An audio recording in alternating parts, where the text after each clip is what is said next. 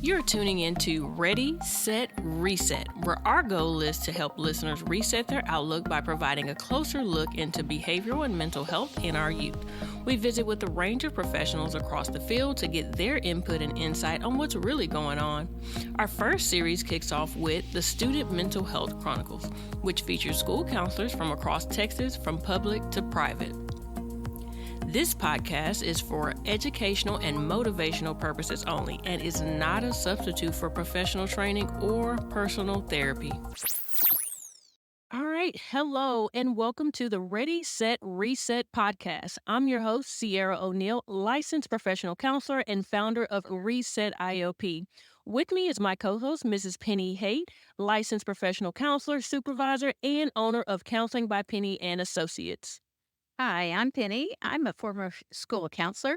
You are tuning in to an episode of our inspiring podcast that spotlights school counselors and the incredible work they do day in and day out with students. The content you will hear on this podcast today is focused on the struggles in schools related to the mental health of youth, providing weekly insight, resources, and solutions to address the growing and ongoing issues that will support other school counselors, parents, teachers, and their students. All right. So our guest today is school counselor Mrs. Rosie Rodriguez, here with us today from Judson ISD. Welcome, Ms. Rodriguez. How are you feeling today? Awesome, great, and wonderful. Well, that's amazing, and I'm glad to have you here, and appreciate you taking the time out of your busy day to sit down and talk about mental health in the schools with us. So before we jump into things, can you tell us a bit about yourself and experience as a school counselor? Well, I'm actually a social worker, and so I've been a social worker, licensed social worker for about 30 years, and working 15 years in schools. So I love it. I love it. Awesome. Okay. And with your time in the schools, what, I guess, ages or grades, anything particular? Elementary through high school, but I was a majority with middle school, Okay. and that's where I am now, in the middle school. Awesome. Awesome. Okay. Well, we do have a special guest here today with us as a social worker, and we're excited to hear about her additional insight as well, as she collaborates with the school counselors in Judson ISD, which I think is just an amazing thing that she does. And we're definitely, excited to hear more. So, as we jump into things, Ms. Rodriguez, what are some of the biggest struggles with teachers or other staff members that interact with the students?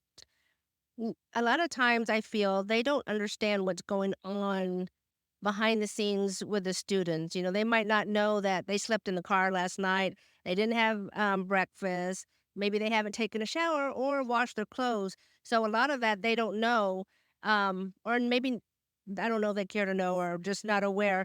But once they find out, then they realize like, oh, I need to back down from fussing.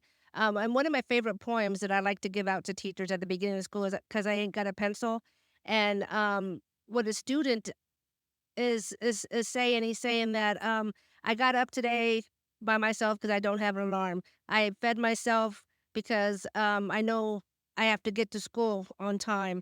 I woke up my sister. I had to get my clothes even though they weren't clean because no one washed them. And then when I got to class, the teacher fussed at me because I ain't got a pencil. So with all that he had going on, the teacher was upset with him because he didn't have a pencil. So as they don't realize all the stuff that actually nowadays, a lot of stuff that the students go through, that they have a lot on their shoulders. And that's true. I love that poem. Hopefully we can get a copy of that and post it whenever your podcast airs. Yes. Because I'd love to have that. Exactly. I think that the training for teachers is better now than it was, like maybe even 10 years ago. You're shaking your head, yes. But that they understand first, I need to find out like what's going on with you today, why you're late or why before I start telling you the rule and the reason that you're supposed to be in your seat. I think that at the beginning of the school, that's something counselors can do for teachers is start with that poem that you have and then say, hey, here's some questions you can ask when the behavior's not in place or they're late or they're whatever. First ask like, so what's going on today that maybe this behavior came up for you? And that's one of the things we do. We do a PD at the very beginning of school. That Perfect. the counselors and I, where we talk about suicide prevention. We'll talk about homelessness, and talk about SEL stuff and what things that they can do or what we can do to help them do it in their classroom. And that's interesting that you bring that up, Ms. Rodriguez. And again, as Penny mentioned, I'm definitely going to look into that poem because it brings up some old memories for me in the sense of observing other kids in school. So I remember, those kids in school, they didn't have the pencil or barely make it to class. And some of those tough teachers that were on them, like, why don't you have a pencil? And me as a high school student, I could see what they were going through, whether it be the unwashed clothes they had on or they barely made it to school because they had to walk and mom or dad didn't want to bring them. But it was like, as a student, I seen that, but that teacher was just so tough on them to where it's like, they didn't help their situation simply over a pencil instead of digging in a little bit more, or being a little bit more curious, or maybe just referring to the school counselor. Exactly. So, and that's again speaks to your work as a social worker in the schools on those things that, you can collaborate further on and assist with to make sure that those kids don't go underserved and those needs are not overlooked, when it comes Exactly. down.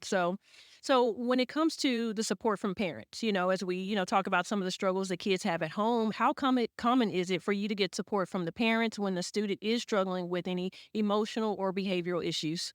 Parents want help and they're very supportive. Once I say like, okay, well, look, I can refer you here. I can give you this.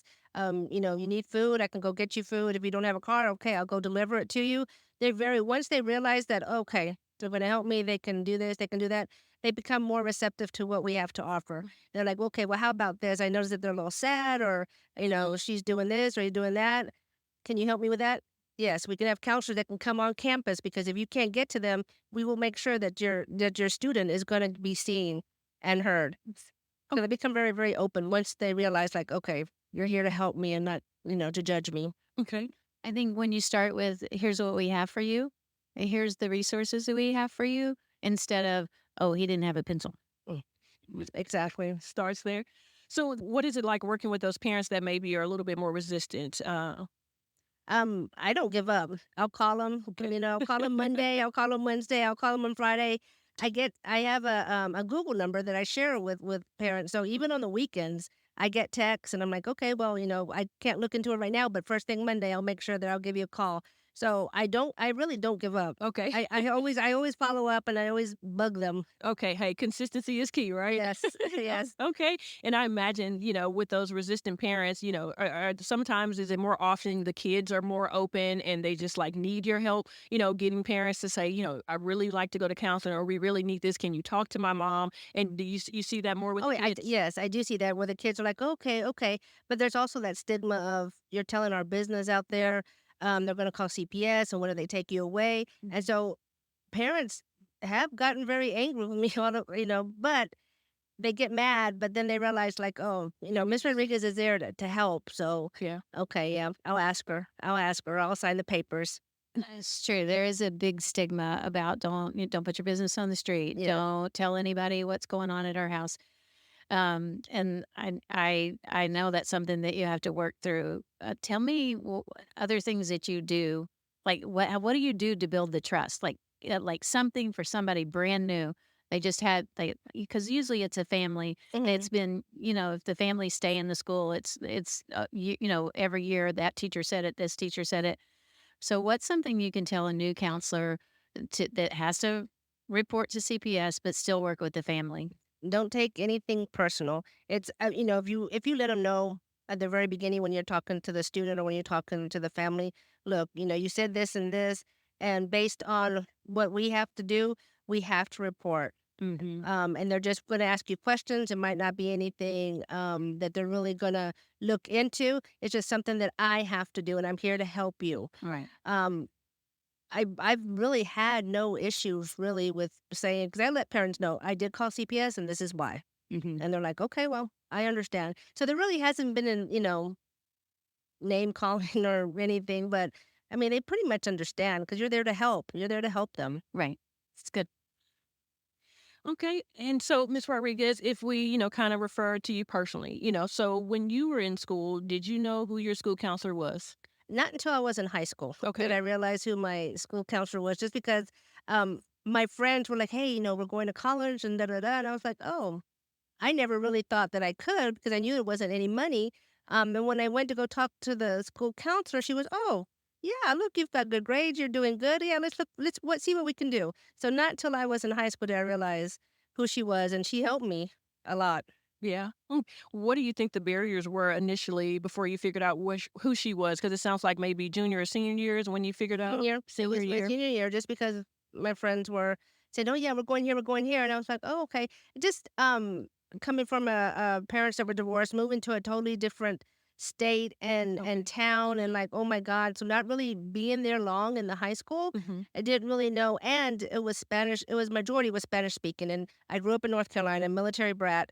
I did not speak Spanish. I knew just the words, and not until I moved to Texas that I was like, so language was a barrier and totally new area for me.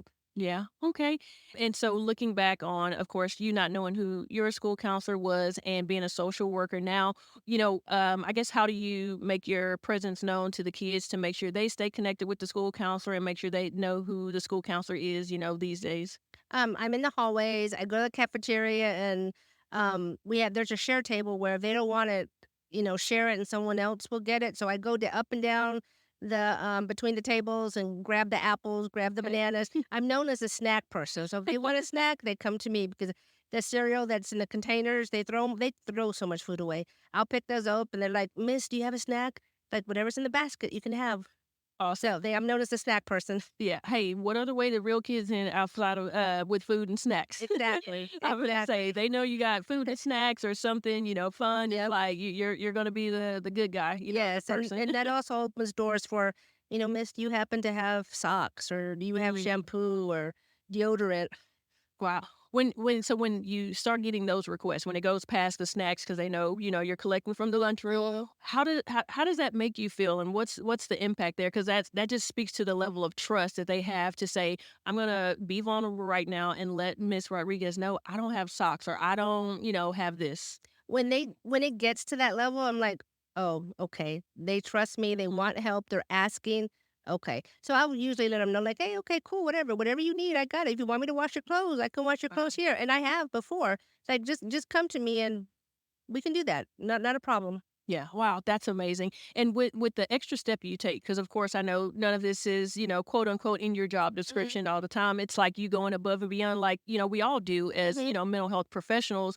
Do you get any pushback or any limitations from your administrative staff of like, hey, you're crossing the line or we only want you doing XYZ? I have never ever been told, "No, you can't do that." Okay. They've always been supportive. Awesome. Always, "Go to Miss Rodriguez, she got clothes." And I do have a clothes closet and a small food pantry. Okay. Go to Miss Rodriguez, oh, she'll wash it for you or whatever, always. Awesome, awesome. Well, that's pretty amazing. And I'm glad to hear of that additional resource that, like I said, it just provides that kid with that little bit something extra that may not be, talk therapy that they need, but an essential need that they need to keep going every day. And maybe even prevent somebody else from bullying them because they don't have socks or their clothes are Exactly. dirty. So, right there is a preventative action to stop bullying, increase self-esteem, and overall, have that trust in person in the community. Yeah, So exactly. amazing, amazing. So Exactly.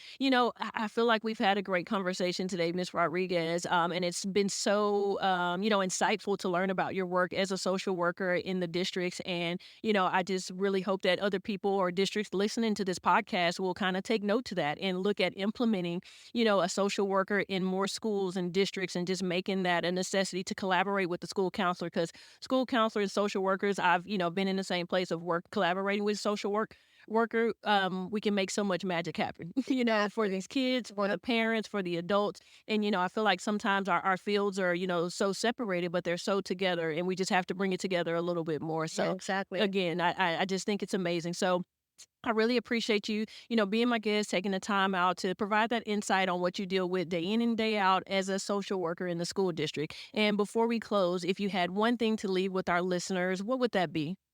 Don't take anything personal. I think that's perfect. Perfect way to close it off and keep yourself healthy in the field. Keep striving for more. So that's all for us today. Thanks for tuning in and taking time out of your day to listen in on mental health. And remember, sometimes all it takes is resetting your outlook. Yeah, that was You're on that it. was awesome. Love it. Appreciate it. Be sure to like and subscribe to our YouTube channel, Ready, Set, Reset 1. Follow us on Instagram at ready_set_reset1 for mental health tips, laughs, and motivation. And if you know a student or have a child in the Fort Worth area that could use some additional support, visit our website at sunflowersigma.com to see if Reset IOP is right for them. You will find the resources discussed in today's podcast in the description area.